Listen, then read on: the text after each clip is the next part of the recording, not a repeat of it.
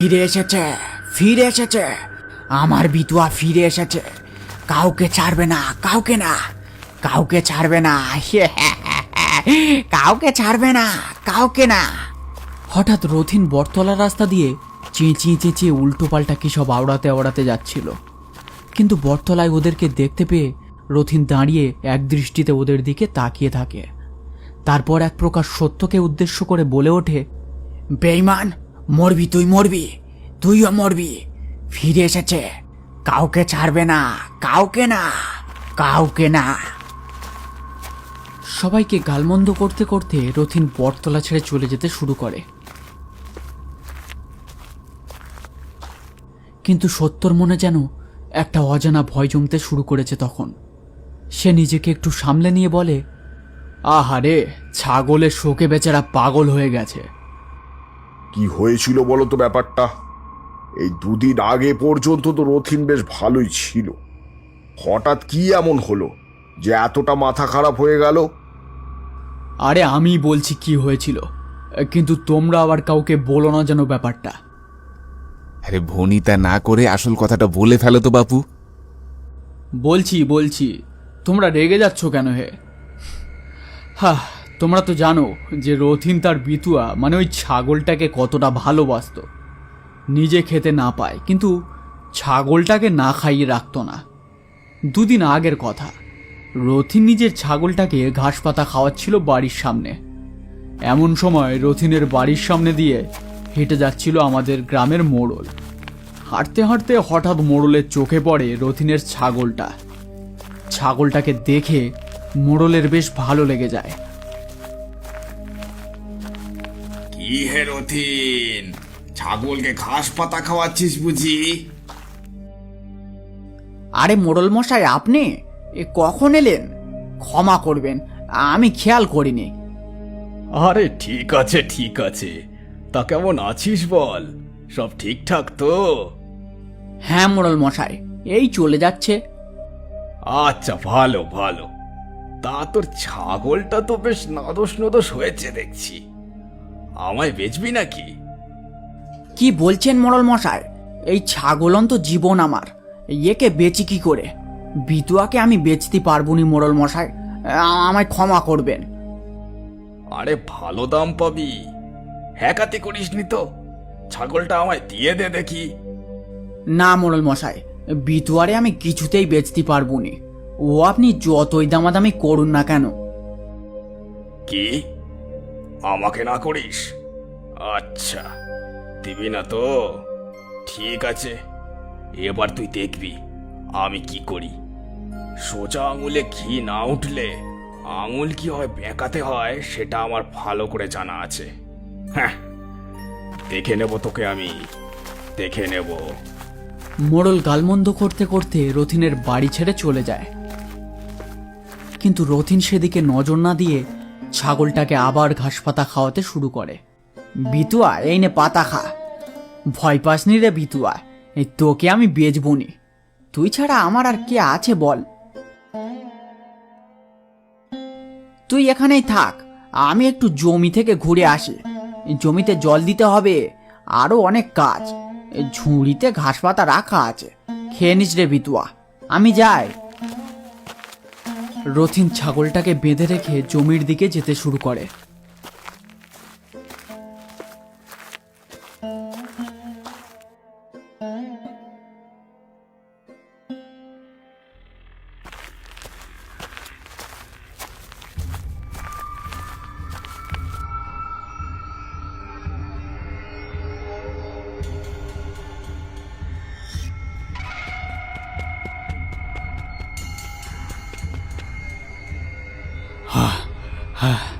এই রথিন, তোর তোর ছাগলটাকে মোড়লের লেঠেলরা এসে ধরে নিয়ে গেল যে, জলদি যা, নইলে মোড়ল আবার। রথিন আর সেখানে এক মুহূর্ত দাঁড়ায় না, সোজা মোড়লের বাড়িতে পৌঁছায়। মোড়ল বসে হুঁকোতে তামাক খাচ্ছিল। রথিন সেখানে গিয়ে হাঁটু মুড়ে বসে হাত জোড়ো করে। মোড়ল মশাই, আমার আমার বিতুয়াকে ছেড়ে দিন মোড়ল মশাই। ও ছাড়া এ দুনিয়ায় আমার আর কেউ নেই। দয়া করে ওকে ছেড়ে দিন। কে? রথিন? এই দেখো দেখি, তোর ছাগল আমার কাছে থাকলে তারপর তো ছাড়বো নাকি? সে তো এখন অমনটা বলবেন না মোড়ল মশাই, দয়া করুন, দিয়ে দিন আমার বিতুয়াকে আমার কাছে, দিয়ে দিন দয়া করে। আরে কানের ধারে ঘ্যান ঘ্যান করিস নি তো, যা তো এখান দিয়ে, চাচা কেটে পড় দেখি এখন। শয়তান, আমার বিতুয়াকে মেরে খেয়েছিস, ছাড়বো না তোকে, তোকে তোকে মেরে খাবো আমি, তোকে মেরে খাবো। হত ছাড়া কোথাকার! এই কে আছিস? এ বেটাকে মেরে বাড়িতে ফেলে দিয়ে আয় দেখি। ছাগলের শোকে পাগল হয়ে গেছে বোধহয়, মরকট একখানা। ছাড়বো না আমি, ছাড়বো না তোকে, তোকে ছাড়বো না। আমার বিতুয়া ফিরে আসবে, আসবে ফিরে, তোকে খাবে। তুই মরবি মোড়ল, তুই মরবি। আর হাবাদে ঠিক করে খাবারটা হজমও করতে দিল না হে। ভালো করে ঠেঙিয়ে আধমরা করে ফেলে দিয়ে আয় ওকে ওর বাড়ির সামনে, তারপর মজা বুঝবে মরকটটা।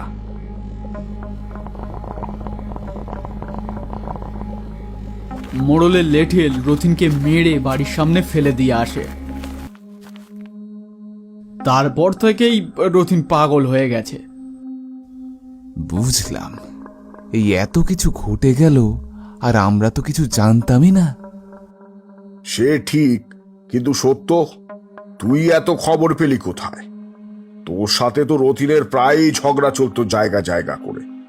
তুই রথিনের এত খবর রেখেছিস, ব্যাপার কি? আরে ঝগড়া হতো বলে কি বাড়ির পাশে থাকা মানুষটার খবর রাখতে পারবো না নাকি? কি সব বলছো বলো তো? আরে সেটা না, ধর রথিনের কিছু হয়ে গেলে রথিনের জায়গাটা। এমন সময় হরিপদ ছুটতে ছুটতে বটতলার সামনে এসে দাঁড়ায়। এই যে, এই যে, তোমরা তোমরা এখানে বসে আছো এখনো? ওদিকে রথিন তো বাড়ির সামনে মরে পড়ে আছে। বলো কি, এই তো কিছুক্ষণ আগেই রথিন পচা ডোবাটার দিকে গেল, এর মধ্যেই বাড়িতে কিভাবে পৌঁছলো আর মরলই বা কিভাবে? আমিও তো তাই ভাবছি। এই তো একটু আগে গেল সামনে দিয়ে, আর তো বাড়ি যেতে দেখলাম না। আর ওর বাড়িতে যাওয়ার আর অন্য রাস্তাও তো নেই। আরে আমি অত কিছু জানি না, কিন্তু তোমরা কি এখানে এখনো বসে থাকবে নাকি? রথিনের তো সাতকুলে কেউ নেই, শ্মশানে তো আমাদেরই নিয়ে যেতে হবে নাকি? চলো রথিনের বাড়িতে। হ্যাঁ হ্যাঁ, চলো চলো সবাই।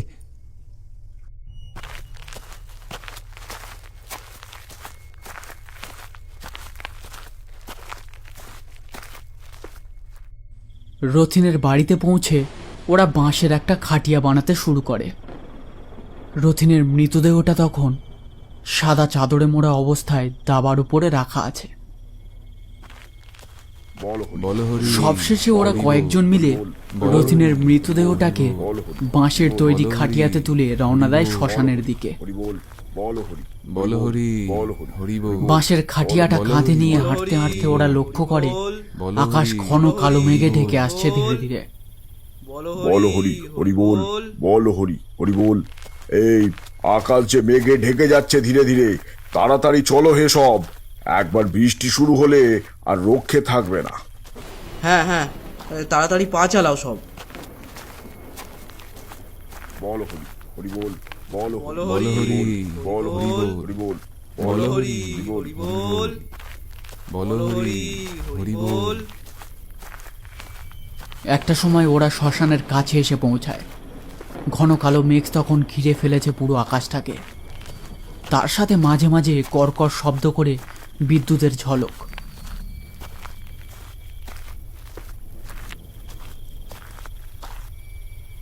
খাটিয়াটা এখানেই থাক। এই সত্য, তুই বড়া ধরে বস থাক এখানে, আমরা গিয়ে কাঠ জোগাড় করে আনছি। সে কি, আমি একা কেন মরা ধরে বসে থাকবো? আমার বুকে কি ভয় ডর নেই নাকি? আরে ভয় কিসের, তুই তো মুখাগ্নিটা করবি, আর যে মুখাগ্নি করে সেই মরা ধরে বসে থাকে, এটাই নিয়ম। কি উল্টো পাল্টা বলছো? আমি আমি কেন মুখাগ্নি করব? তোমরা তোমরা তাহলে কি করতে আছো? না না, আমি পারবো না, আমায় মাফ করো ভাই। আরে শোন শোন, তুই তো রথিনের সাথে প্রায় ঝগড়া করতিস জায়গা জায়গা করে। এখন সেই রথিন পরলোকে গেছে, ওর মুখাগ্নিটা তুই করলে ওর আত্মা শান্তি পাবে। আর মুখাগ্নির কত পুণ্যি জানিস, সব পাপ ধুয়ে যায়, বুঝেছিস? এই কথাটা শুনে সত্যর মুখের ভাব একটু বদলে যায়। এতই যখন বলছো তাহলে কি আর করার। ঠিক আছে, আমি না হয় মুখাগ্নিটা করে দেব। ঠিক আছে, তুই তাহলে রতিনের মৃতদেহটা ধরে বস, আমরা ততক্ষণে কাঠ জোগাড় করে তারপর সাজিয়ে আসছি।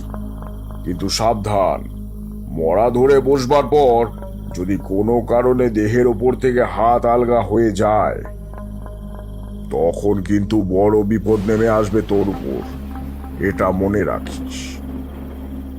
কেন বেকার ভয় দেখাচ্ছ ছেলেটাকে? এই সত্য, বস বস, মরাটাকে ধরে বস তো দেখি।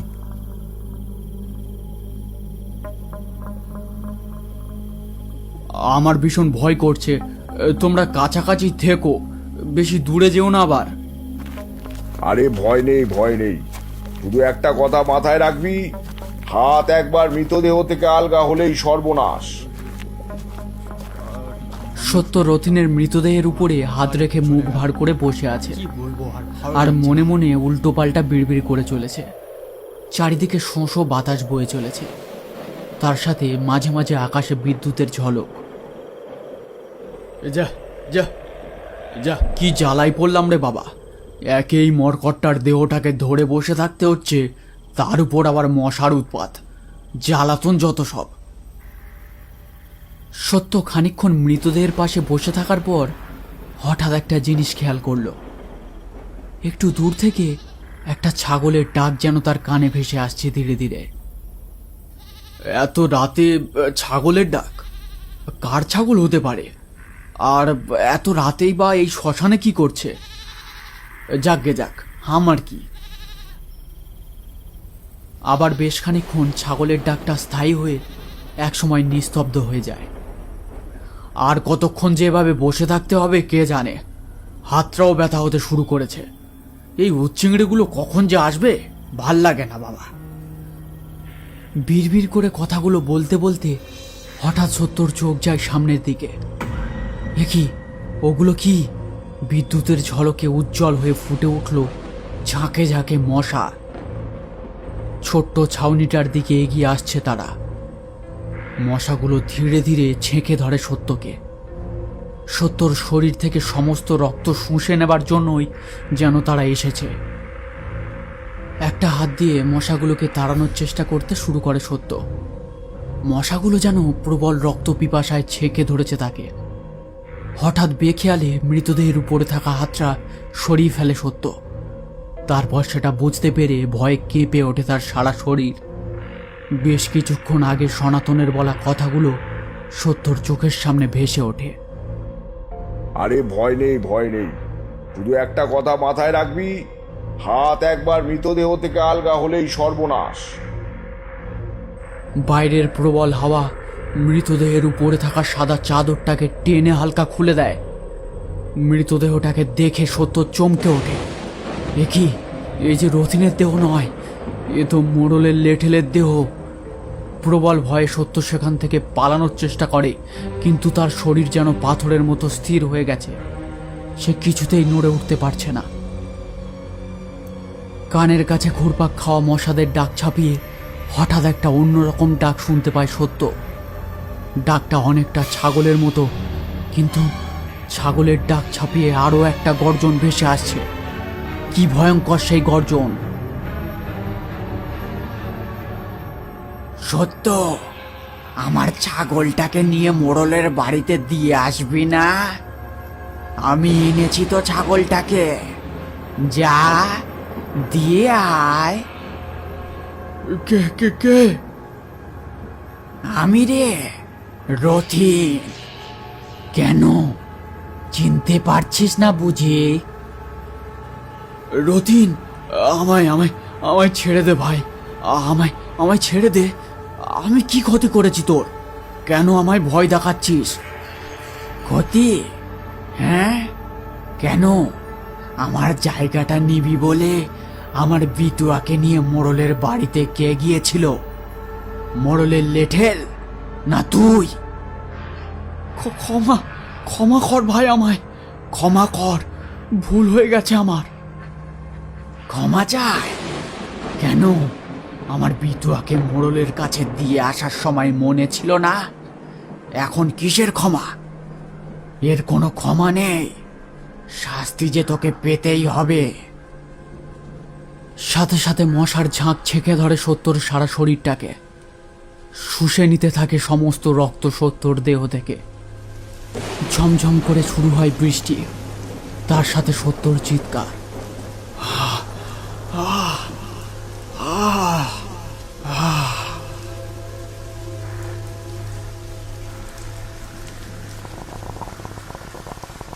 বারান্দায় বসে আয়েশ করে মুখোতে ভুরুক ভুরুক তামাক টানছে মোড়ল। কে জানে গ্রামের আর কারো অনিষ্ট করার কথা ভাবছে সে। বাইরে ঝমঝম করে বৃষ্টি পড়তে শুরু করেছে। এবার সে উঠে যাবে বারান্দা থেকে। হঠাৎ পাশে থাকা লণ্ঠনটা নিভে যায় দপ করে। এ কি, লণ্ঠনটা নিভে গেল? তেল টেল ভরে রাখে না ঠিক মতো, যত সব। এই, কে আছিস? লণ্ঠনটা জেলে দিয়ে যা তো দেখি, আর একটু জলও নিয়ে আসবি, বড় তেষ্টা পেয়েছে। একজন ঘটি নিয়ে জল দেয় মোড়লের হাতে। অন্ধকারে মোড়ল তাকে ঠিকভাবে দেখতে পায় না।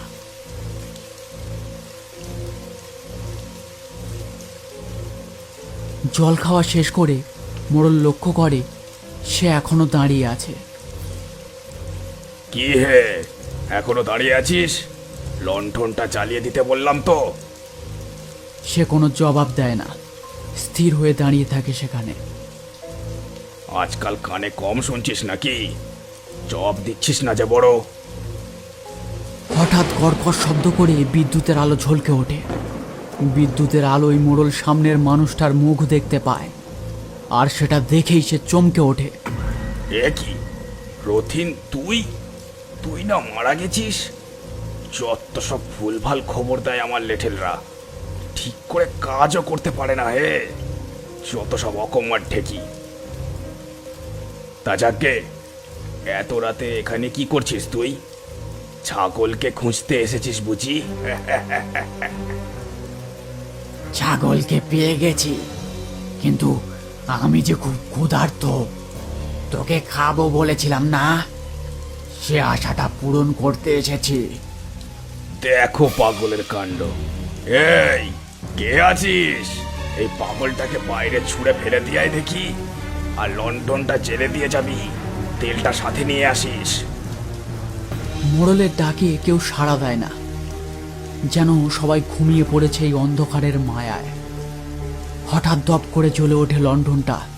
লণ্ঠনের আলোয় মোড়ল দেখতে পায় রথিনের শরীরটা যেন পাল্টে যাচ্ছে।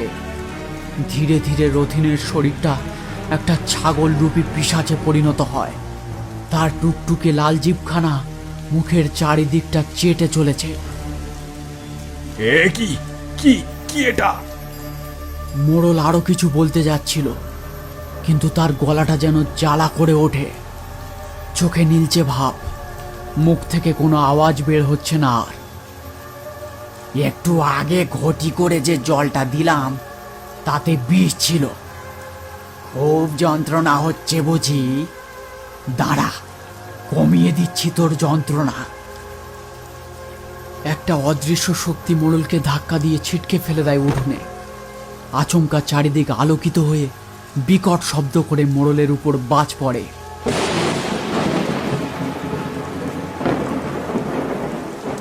রথিনের চোখে জল নেমে আসে।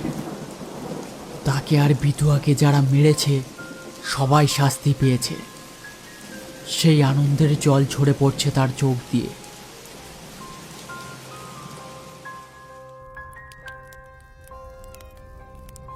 ভোরের দিকে দুটো চিতার ধোঁয়া মিশতে শুরু করে বাতাসে।